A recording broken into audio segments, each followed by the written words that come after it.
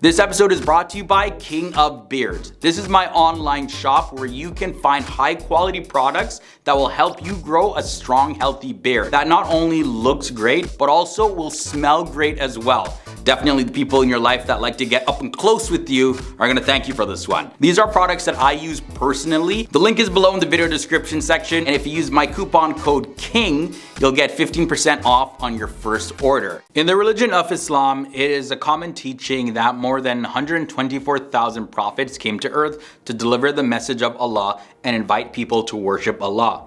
All had the same message, but for different people around the world at different periods of time. Welcome back, guys, to another episode here on FTD Facts. I'm your host, Leroy Kenton. In this episode, I'll be exploring 10 of the greatest prophets of Islam. Of course, I can't go through all 124,000, so let's jump into this list. We kick off at number 10, David or Dawood. Prophet Dawood was a righteous, divinely anointed monarch of the United Kingdom of Israel way back when. Additionally, Muslims also honor David for having received the divine revelation of the Zabur or the Psalms. And now, Dawood is considered one of the most important people in the religion of Islam. As mentioned 16 times in the Quran, Dawood, appears in the Islamic scripture as a link in the chain of prophets who preceded Muhammad. Although he is not usually considered one of the law-giving prophets, he is far from a marginal figure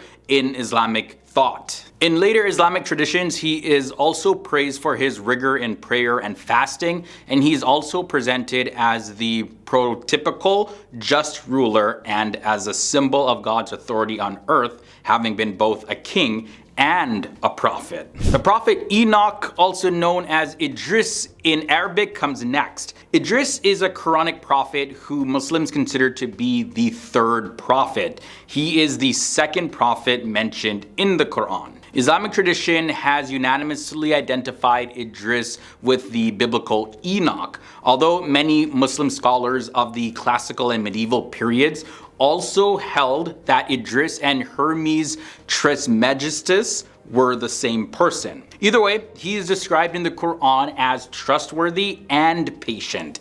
And the Quran also says that he was exalted to a high station. Now, because of this and other parallels, traditionally Idris has been identified with the biblical Enoch. And Islamic tradition usually places Idris in the early generation of Adam and considers him one of the oldest prophets mentioned in the Quran, placing him between Prophet Adam and Noah.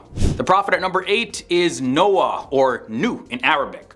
Prophet Nuh was one of the prophets sent by Allah, and a whole surah, Surah Nuh, has been dedicated to him. Allah has praised Nuh in the Quran as the grateful servant of Allah and the true messenger of Allah. So the mission of Nuh or Noah was to warn people who were plunged into depravity and sin.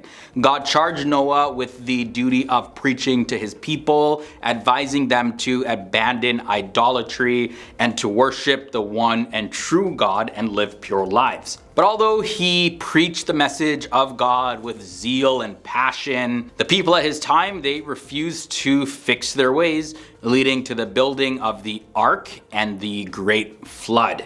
In Islamic tradition, it is disputed whether the Great Flood was actually a global flood, or was it more of like a local, regional type of flood. Noah's preaching and prophethood spanned 950 years, according to the Quran. From there, let's take a look at Prophet Solomon at number 7. Solomon, who goes by Suleiman in Arabic, according to the Quran, was a king and also a prophet of Allah. Generally, Islamic tradition holds that he was the third king of the Jewish people, and also he was a very wise ruler of the children of Israel. In Islam, Solomon is regarded as one of the prophets of God who was bestowed with many divine gifts, including the ability to speak to animals, as well as he could speak to jinn, which are similar to humans, but they're invisible to humans. Now, he's also said to have enslaved the demons and devils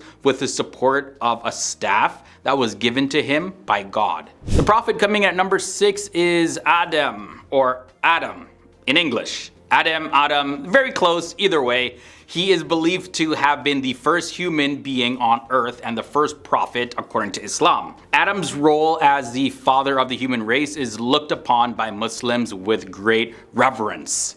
Muslims also refer to his wife Hawa or Eve as the mother of mankind, and Muslims see Adam as the first Muslim, as the Quran states that all the prophets preach the same faith, Islam. The prophet coming in at the number 5 spot is Joseph or Yusuf. Yusuf is a prophet mentioned in the Quran and corresponds to Joseph, who is a person from the Tanakh, the Jewish religious scripture. Joseph is also found in the Christian Bible, and he was estimated to have lived in Egypt before the New Kingdom. Of all of Jacob's children, Joseph was the one that was given the gift of prophecy. Although the narratives of other prophets are mentioned in various surahs in the Quran, the complete narrative of Joseph is given only in one surah, Yusuf, making it a unique surah. It is said to be the most detailed narrative in the Quran, and it contains more details than the biblical counterpart. Prophet number 4 is Moses or Musa. We had to include Moses in this episode. He is the prophet in the Abrahamic religions, and he is the lawgiver of Judaism. God sent him to the Pharaoh in Egypt to tell him to release the children of Israel from bondage. And when the Pharaoh disobeyed, well, God sent 10 plagues. Finally, Pharaoh, he relented, and Moses led the children of Israel through the Red Sea after God separated the waters and led them through the wilderness, and that took 40 years for them to get to the promised land. God also gave Moses the tablets of the law to give to the children of Israel. Abraham or Ibrahim comes next at number 3. Abraham was a prophet and messenger of God and an ancestor to the Ishmaelite Arabs and the Israelites as well. Abraham plays a prominent role in the faith of Judaism, Christianity, and Islam. According to Muslims, they believe that Abraham fulfilled all of the commandments and trials through which God nurtured him throughout his life. God promised Abraham that he would be a leader to all the nations of the world as a result of his unwavering faith in God. The Quran extols Abraham as a model, an exemplar, obedient, and not an idolater. In this sense, Abraham has been described as representing primordial man in universal surrender to the divine reality before its fragmentation into religions separated from each other by differences in form. That's a great way to put it. Muslims, they believe that the Kaaba in Mecca was built by Abraham and his son Ishmael, or Ismail in Arabic, as the first house of worship on earth. The Islamic holy day Eid al-Adha is celebrated in commemoration of Abraham's willingness to sacrifice his son on God's command, as well as the end of the Hajj pilgrimage to the Kaaba. The prophet coming in at the number 2 spot, Jesus, also referred to as Isa. In Islam, Jesus is believed to be a messenger of God as well as the Messiah.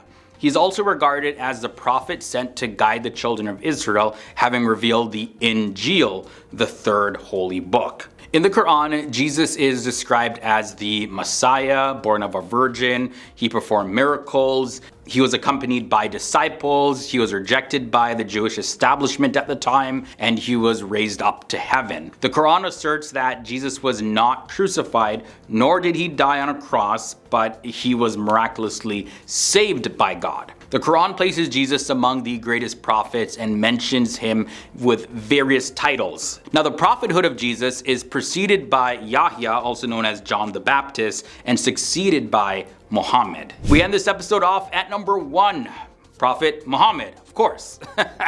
According to the Islamic doctrine, he was a prophet divinely inspired to preach and confirm the monotheistic teachings of Adam, Abraham, Moses, Jesus, as well as all the other prophets.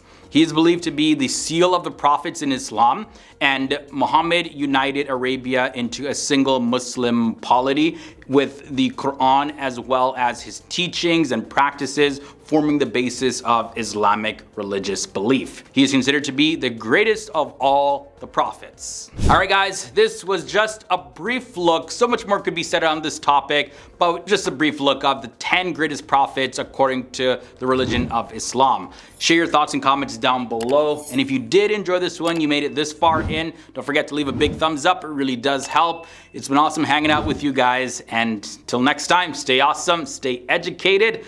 Look forward to seeing you in the next episode.